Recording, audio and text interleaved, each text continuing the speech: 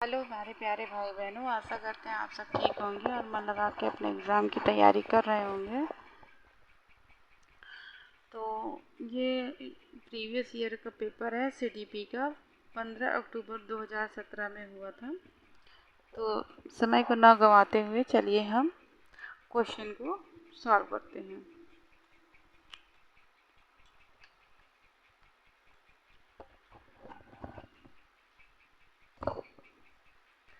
तो हमारा first question है, भारतीय संविधान के किस अनुच्छेद में 6 से 14 आयु वर्ग के बच्चों के लिए निःशुल्क एवं अनिवार्य शिक्षा का अधिकार शामिल किया गया है?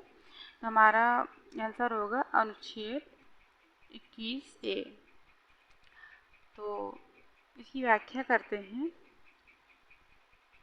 प्राथमिक शिक्षा को अधिक समावेशी और विस्तारित करने के उद्देश्य से भारतीय संसद द्वारा 86वें संविधान संशोधन के माध्यम से 2002 में इसे अनुच्छेद 21 में ए जोड़कर मूल अधिकार बना दिया गया है।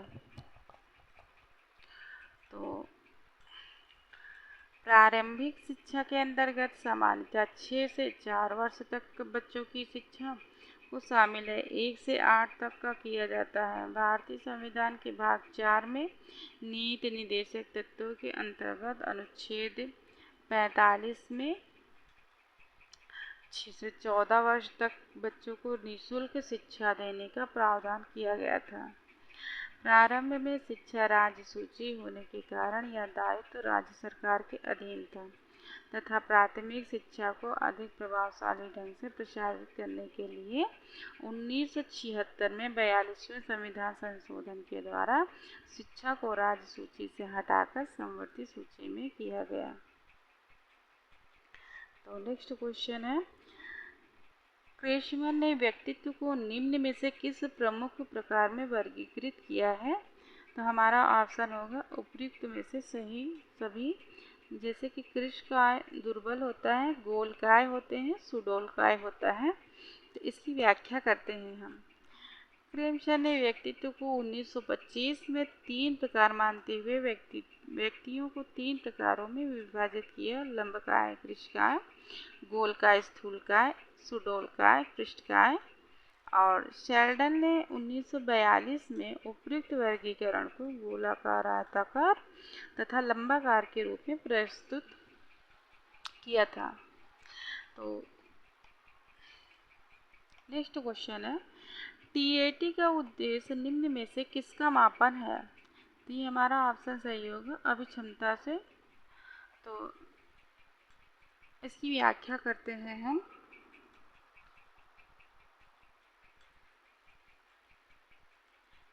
प्रासंगिक अंतर्बोध परीक्षण टीएटी को प्रक्षेपीय ढंग से व्यक्तित्व मापन करने की एक अन्य प्रसिद्ध विधि माना जाता है। इसकी रचना सन 1935 में सीडी मॉर्गन तथा एच.ए. मुरे ने की थी। इस परीक्षण की निर्देश पुस्तिका बाद में मुरे के नाम से सन 1943 में हार्वर्ड यूनिवर्सिटी प्रेस से प्रकाशित हुआ। इस परीक्षण की आधारभूत मान्यता है कि जब व्यक्ति के सम्मुख कोई अस्पष्ट सामाजिक परिस्थिति प्रस्तुत की जाती है तथा उससे उस परिस्थिति के अनुरूप कोई कल्पनात्मक कहानी बनाने के लिए कहा जाता है, तो उस कहानी के विभिन्न पात्रों के द्वारा वह व्यक्ति अपने व्यक्तित्व की विशेषताओं को अप्रत्यक्ष रूप से अभिव्यक्त कर देता है। कहानीकार के कथानक से उस व्यक्ति की आवश्यकताओं, चिंताओं, इच्छाओं, विचारों, प्रतिक्रियाओं, परिपक्वता स्तर, आत्म प्रतिमा, सामाजिक समायोजन, दृष्टिकोण आदि का ज्ञान प्राप्त किया जा सकता है।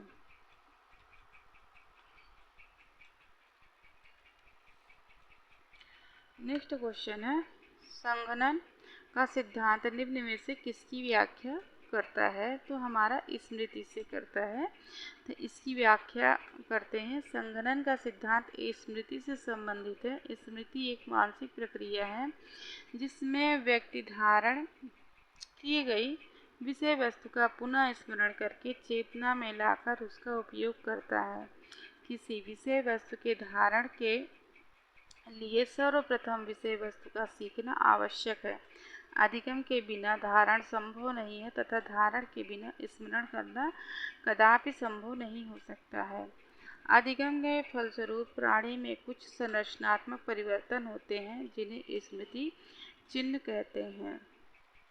नेक्स्ट क्वेश्चन है, निम्न में से कौन सी शिक्षा मनोविज्ञान की सर्वाधिक व्यक्तिनिष्ठ विधि है? तो ये है हमारी अंतर्दर्शन। तो इसकी व्याख्या करते हैं हम। यह मनोविज्ञान की संभवतः सर्वाधिक प्राचीन विधि है। इस विधि का प्रतिपादन संरचनावाद नामक मनोवैज्ञानिक संप्रदाय के जनक विल्हेल्म वुंड तथा उनके शिष्य टिचनर ने किया था। उन्होंने मनोविज्ञान को चेतना अनुभूतियों के रूप में परिभाषित करते हुए कहा कि चेतन अनुभूतियों का अध्ययन अंतर्दर्शन के द्वारा ही किया जाता है। इनके अनुसार चेतन अनुभूति के अंतर्दर्शन में 3 तत्व संवेदना, भाव तथा प्रतिभा सम्मिलित रहते हैं। अतः शिक्षा मनोविज्ञान की सर्वाधिक व्यक्तिनिष्ठ विधि अंतर्दर्शन विधि है। नेक्स्ट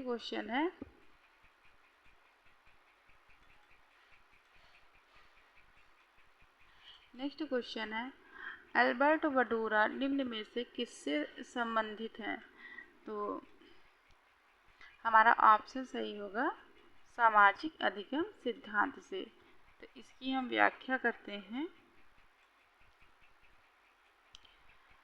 कुछ संज्ञानात्मक मनोवैज्ञानिकों ने अधिगम प्रक्रिया में अन्य प्राणियों के व्यवहार का अवलोकन करने तथा उसकी भूमिका की महत्वता पर जोर दिया तथा सीखने के सामाजिक अधिगम सिद्धांत को प्रस्तुत किया। वस्तुतः जो मनोवैज्ञानिक सीखने में अन्यों के व्यवहार का अवलोकन करने की भूमिका की महत्वता पर जोर दिया तथा सीखने के सामाजिक अधिगम सिद्धांत को प्रस्तुत किया, एल्बर्ट बंडूरा सामाजिक अधिगम सिद्धांत से संबंधित है। बंडूरा तथा वाल्टन ने इस सिद्धांत का 1963 में प्रतिपादन किया। नेक्स्ट क्वेश्चन है, अधिगम वक्र में पठार बनता है थकान के कारण। सही ऑप्शन थकान के कारण। नेक्स्ट क्वेश्चन व्याख्या करते हैं। थकान के कारण अधिगम में पठार बनता है। रायबर्न महोदय के अनुसार प्रत्येक कार्य के लिए प्रत्येक व्यक्ति अधिकतम कुशलता होती है जिससे आगे वह नहीं बढ़ सकता है। इसको शारीरिक सीमा कहते हैं। जब व्यक्ति इस सीमा पर पहुंच जाता है तब उसके सीखने में पठार बन जाता है। नेक्स्ट क्वेश्चन है, दर्पण चित्र परीक्षण किसको मापने हेतु प्रयुक्त होता है? तो ये हमारा आंसर होगा अधिगम अंतरण के द्वारा। अधिगम अंतरण दर्पण चित्र परीक्षण अधिगम अंतरण को मापने में प्रयुक्त किया जाता है। दर्पण परीक्षण, निशान परीक्षण या दर्पण आत्म पहचान परीक्षण 1970 में मनोवैज्ञानिक गॉर्डोन जी गैलप जूनियर द्वारा विकसित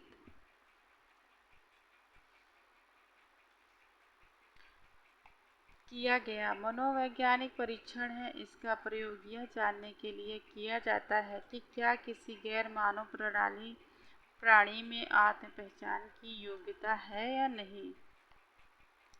क्लाउड पिक्चर टेस्ट निम्न में से किसके मापन में प्रयुक्त होता है? तो व्यक्तित्व के।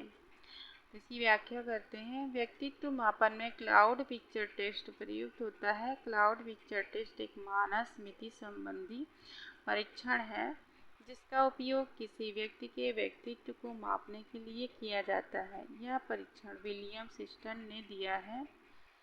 यह कल्पित योजनाएं हैं जो रोसर्च श्रृंखला के नुकसान से बचती हैं। स्विस मनोचिकित्सक हरमन रोसर्च ने इन क्लाउड को 10 स्याही धब्बों परीक्षण विस्थापित किया। अतः हम कह सकते हैं कि क्लाउड पिक्चर टेस्ट का उपयोग व्यक्तित्व को मापने के लिए किया जाता है।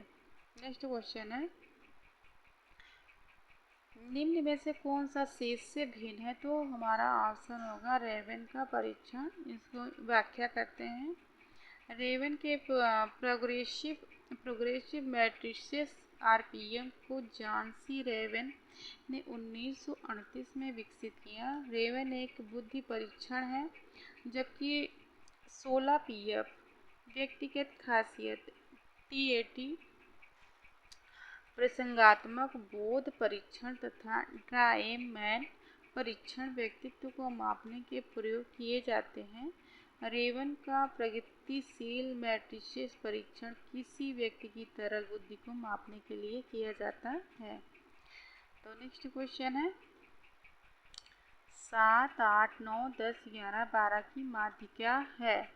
तो हमारा ऑप्शन सही होगा 9.5। तो इसको देख लेते हैं। तो माध्य जो है n/2 पद प्लस n/2 प्लस 1 ब्रैकेट व पद, 6/2 पद, ये अपॉन 2 है यहाँ पे, पद प्लस 6/2 प्लस 1 ब्रैकेट 1 व पद अपॉन 2, फिर 30वां पद, 3वां पद प्लस 4वां पद अपॉन 2। तो 9 प्लस 10/2 19/2 9.5। आशा करते हैं समझ में आया होगा। सूझ नेक्स्ट क्वेश्चन है हमारा, सूझ या अंतर्दृष्टि के सिद्धांत का प्रतिपादन किसने किया है? तो हमारा होगा ऑप्शन गेस्टाल्टवादी मनोवैज्ञानिक। तो इसकी व्याख्या करते हैं। इस सिद्धांत का प्रतिपादन कोहलर ने सन 1925 में किया था।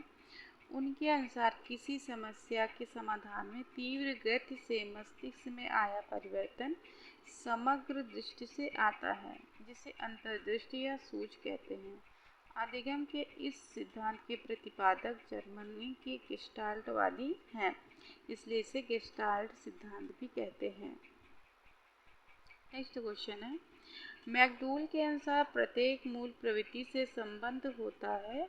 हमारा होगा ऑप्शन सही संवेग। संवेग व्यक्ति की उत्तेजित दशा है। संवेगात्मक विकास परिपक्वता को दर्शाता है और व्यक्तित्व निर्माण में महत्वपूर्ण भूमिका अदा करता है। मैकडूगल के अनुसार प्रत्येक मूल प्रवृत्ति से संवेग संबंध होता है। नेक्स्ट क्वेश्चन है, पूर्व अनुभव के आधार पर संवेदना को अर्थ प्रदान करना कहलाता है प्रत्यक्ष ज्ञान। तो इसकी व्याख्या करते हैं। प्रत्यक्ष ज्ञान बालक के चिंतन पर बोध का स्वामित्व होता है। 4 वर्ष की आयु तक बालक के प्रतीकात्मक और पूर्व धारणात्मक चिंतन विकसित होने लगता है। वह धारणात्मक निरूपण के माध्यम से संसार के साथ व्यवहार करने लगता है। वह बोधात्मक संकेतों के अभाव में वातावरण का प्रतिनिधित्व करने का ढंग ढूंढ लेता है और प्रतीकात्मक योजनाओं की एक श्रृंखला बना लेता है। वह स्वयं के साथ और दूसरों के साथ आदान प्रदान करने में उपयोग करने के लिए नए प्रतीकों का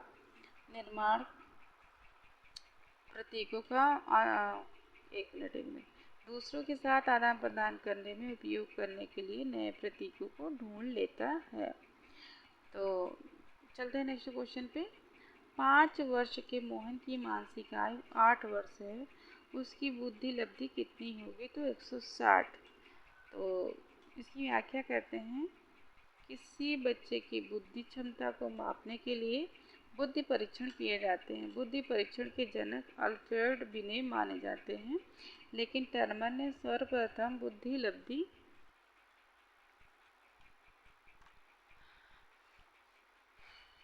प्रयोग किया तथा बुद्धि लब्धि का सूत्र ईस्टर्न ने दिया था। बुद्धि लब्धि का प्रयोग टर्नर ने किया था, लेकिन सूत्र ईस्टर्न ने दिया था। तो इसका फार्मूला बुद्धि इक्वल क्या हो जाएगा? बुद्धि बराबर मानसिक आयु बटे वास्तविक आयु और गुणे 100। तो 8/5 मल्टीप्लाई 100 160 बुद्धि लब्धि। तो ये है। फिर हमारा नेक्स्ट क्वेश्चन है, कौन सा बुद्धि लब्धि स्तर मंद बुद्धि वाले बच्चों का प्रशिक्षण योग्य बुद्धि लब्धि स्तर कहलाता है? तो हमारा होगा 36 से 49। तो इसकी व्याख्या करते हैं। बुद्धि लब्धि इसको सबसे पहले स्टर्न ने दिया था, वह बाद में इसका प्रयोग टर्मन ने 1916 में किया था। यह किसी बालक या व्यक्ति की वास्तविक बुद्धि की मात्रा को प्रदर्शित करता है जो वास्तव में वह बालक रखता है। इसके द्वारा व्यक्ति या बालक के तीव्र समान या मंद बुद्धि होने का पता चलता है। वह साथ ही साथ उसकी तुलना सरलता के साथ अन्य बालकों या व्यक्तियों से की जा सकती है। टर्मन ने 1916 में स्टैनफोर्ड में परीक्षण के साथ बुद्धि लब्धि के वितरण की तालिकाएं भी तैयार की, जो निम्न है। ये तालिका बुद्धि लब्धि विवरण तालिका। तो ये 25 से कम जड़ बुद्धि, 25 से 50 मूढ़, 50 से 75 मूर्ख, 75 से 90 अल्प बुद्धि और 90 से 110 सामान्य बुद्धि और 1 से 10 से 120 अति सामान्य बुद्धि और 120 से 140 प्रखर बुद्धि और 140 से अधिक प्रतिभाशाली बुद्धि। तो नेक्स्ट क्वेश्चन है, रोशार्क इंक टेस्ट का प्रयोग इंक प्लॉट का जो इंक प्लॉट स्याही के धब्बे का वो होता है का प्रयोग निम्न में से किसके मापन हेतु किया जाता है? तो व्यक्तित्व के। इस विधि को 1921 में स्विस मनोवैज्ञानिक हर्मन रोशा ने किया था। यह व्यक्तित्व मापन की महत्वपूर्ण विधि है। रोशा ने विभिन्न रंग के स्याही के धब्बे बनाए, जिसके द्वारा मानसिक रोगी की जांच की। बाद में इन धब्बों में से उसने केवल 10 धब्बों को छांटा व उन्हीं के परीक्षण के लिए प्रयोग किया। तो चलते हैं नेक्स्ट क्वेश्चन पे।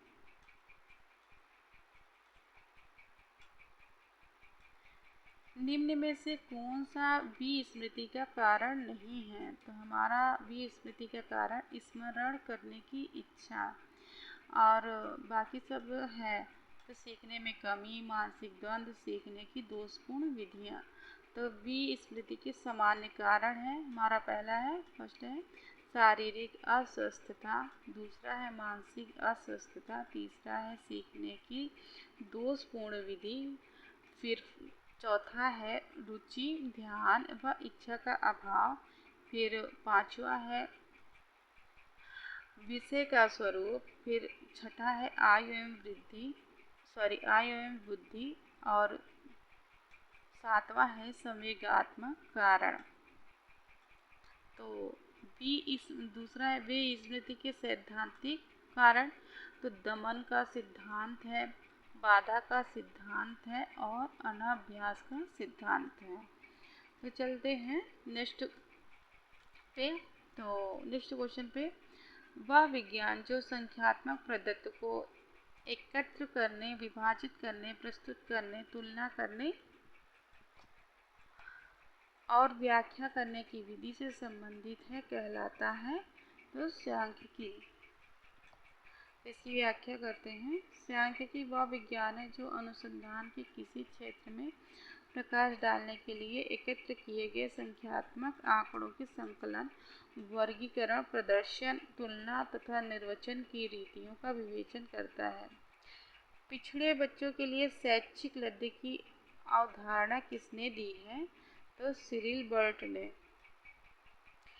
पिछड़े बालक से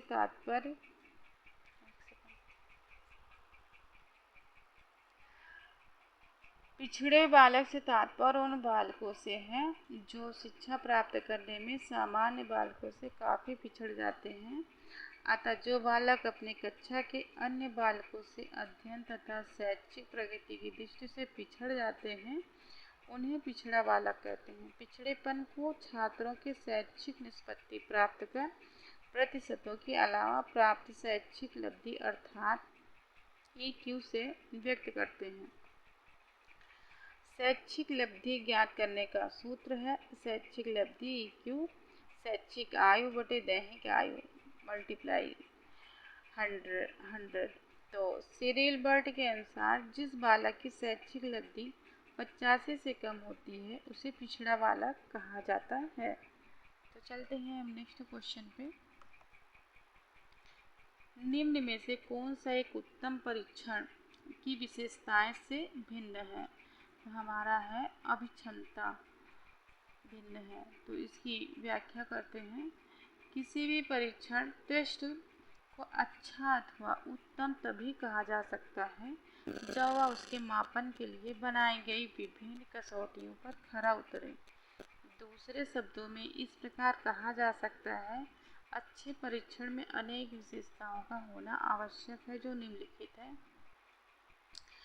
पहले फर्स्ट है मेरा मानकीकरण, दूसरा है वस्तुनिष्ठता, तीसरा है भेदकता, चौथा है विश्वसनीयता और फिफ्थ है वैधता, सिक्स है मानक।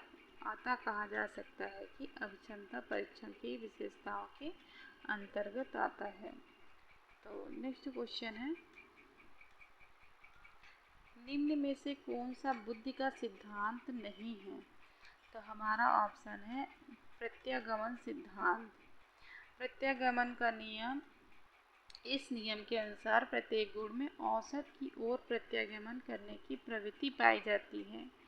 यह देखा गया है कि बहुत प्रतिभाशाली माता पिता के बच्चे अपने माता पिता की अपेक्षा कम प्रतिभाशाली होते हैं तथा निम्न स्तर के माता पिता की संतानें कुशाग्र वृद्धि की होती है। इस प्रकार से बच्चों के विभिन्न गुणों की औसत की ओर अग्रसर होने की प्रवृत्ति होती है, जबकि बुद्धि के सिद्धांत इस प्रकार हैं। विनय का एक तत्व सिद्धांत है, द्वितत्व सिद्धांत है, बहुतत्व सिद्धांत है, समूह तत्व सिद्धांत है, प्रतिदर्श सिद्धांत है, क्रमिक महत्व का सिद्धांत है और त्रिआयाम का सिद्धांत है। नेक्स्ट क्वेश्चन है निम्न में से कौन सी एक अंतःस्रावी ग्रंथि नहीं है? तो हमारा अंतःस्रावी ग्रंथि लार ग्रंथि नहीं है और बाकी है एंड्रिल ग्रंथि है, पीयूष ग्रंथि है, थायराइड ग्रंथि है। की व्याख्या करते हैं। लार ग्रंथियां हमारे मुंह में मौजूद एक ऐसा अंग है जो लार बनाती है। यह केवल स्तनधारियों में पाई जाती है। जो एक्सोक्राइन ग्रंथि है जो शरीर के बाहर या शरीर के गुहा के भीतर पदार्थों को निकालती है। अतः प्रमुख अंतःस्रावी ग्रंथियां हैं पीयूष ग्रंथि, एड्रिनल ग्रंथि, पैराथायराइड ग्रंथि और थायराइड आदि। पियाजे के अनुसार संज्ञानात्मक विकास की द्वितीय अवस्था है। तो हमारा बताया आंसर सही होगा पूर्व संक्रिया की अवस्था। तो इसकी व्याख्या करते हैं।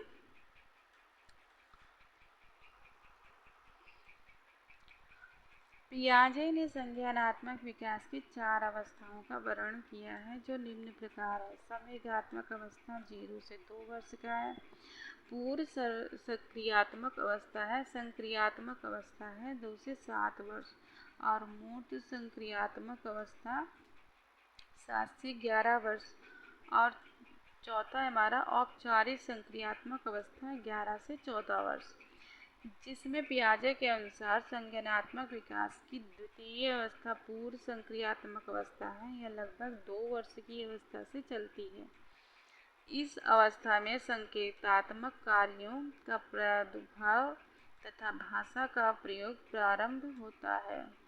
नेक्स्ट क्वेश्चन है शारीरिक विकास को प्रभावित करने वाले कारक कौन से हैं? तो हमारा होगा उपयुक्त सभी, जैसे वंशानुक्रम हो गया, वातावरण हो गया, खेल तथा व्यायाम हो गया। तो इसकी व्याख्या करते हैं। विभिन्न अवस्थाओं में होने वाले शारीरिक विकास की गति एवं प्रकृति का अनेक कारण प्रभावित करते हैं। शारीरिक विकास का प्रभावित करने वाले कुछ प्रमुख कारक निम्नवत हैं।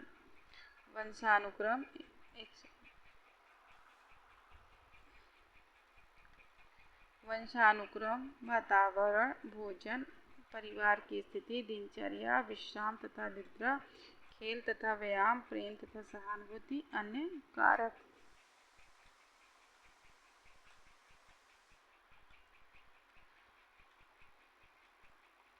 तो रोगों के कारण शरीर में उत्पन्न विकृतियां, दुर्घटना के कारण शारीरिक अंगों की हानि अथवा कार्य क्षमता में कमी, भौगोलिक परिस्थितियां, गर्भावस्था में माता के द्वारा की गई असावधानियां आदि हो सकती हैं। तो नेक्स्ट क्वेश्चन है, बुद्धि लब्धि की गणना का सही सूत्र में निम्न में से कौन सा है? तो ये सही है, मानसिक आयु बटे वास्तविक आयु और गुणे 100।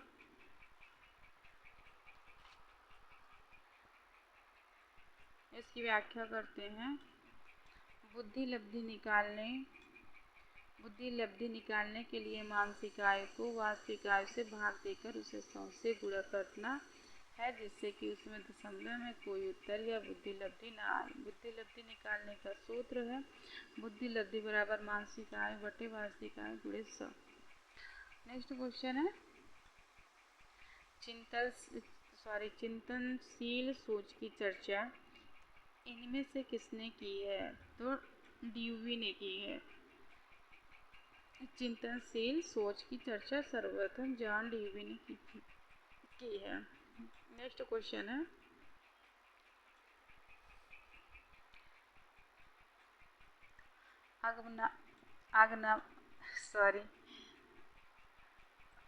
आगमनात्मक तर्क के स्तरों में कौन सी शामिल नहीं है? तो हमारा होगा कल्पना।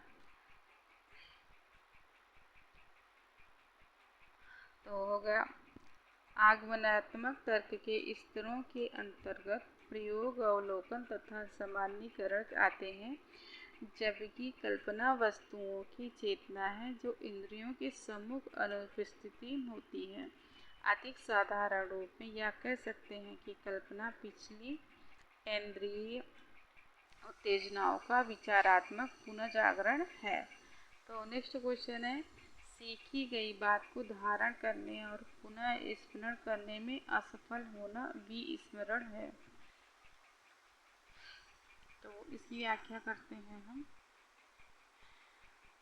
सीखी गई बात को धारण करने और पुनः स्मरण करने में असफल होना विस्मरण कहलाता है।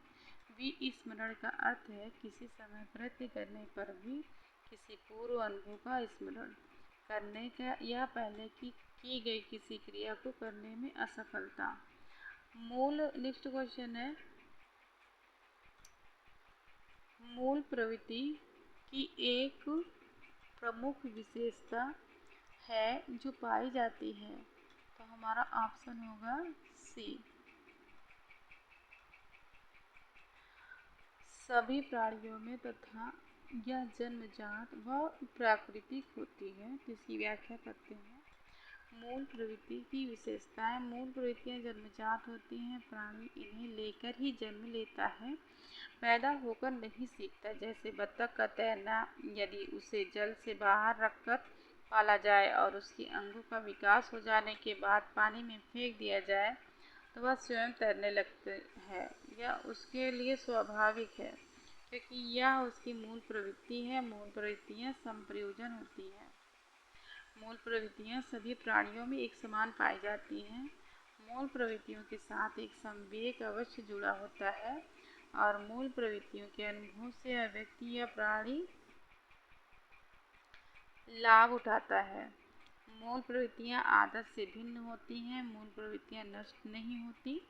मूल प्रवृत्तियों के 3 पक्ष होते हैं, ज्ञानात्मक, संवेगात्मक और क्रियात्मक। इंग्लिश का मैंने एक क्वेश्चन कि पढ़ाया है, अगर आपको अच्छा लगे तो प्लीज़ बताइएगा। Which of the following sentences is in the passive voice? हमारा होगा first, he was made to surrender his passport. He was made to surrender his passport. तो इसकी हम व्याख्या करते हैं। अगर किसी वाक्य में helping verb is are am या is are am plus been, has been, have been, was were plus been, had been, will be, shall be, will have been, shall have been, can be, could be, may be, might be, should be, must be के बाद verb का third form past participle का प्रयोग हुआ हो तो वह वाक्य पैसिव में होता है। He was made to surrender his passport में was के बाद वर्ब के थर्ड फ्रॉम मेड आया है, अतः वाक्य पैसिव में होगा। आशा करते हैं आपकी समझ में आया होगा। अगर आपको ये हमारी वीडियो अच्छी लगे तो प्लीज़ इसे लाइक करिए, सब्सक्राइब करें और उस कमेंट सेक्शन में ज़रूर बताएं कि आपको वीडियो हमारी कैसी लगी। तो मिलते हैं नेक्स्ट वीडियो में। Bye bye.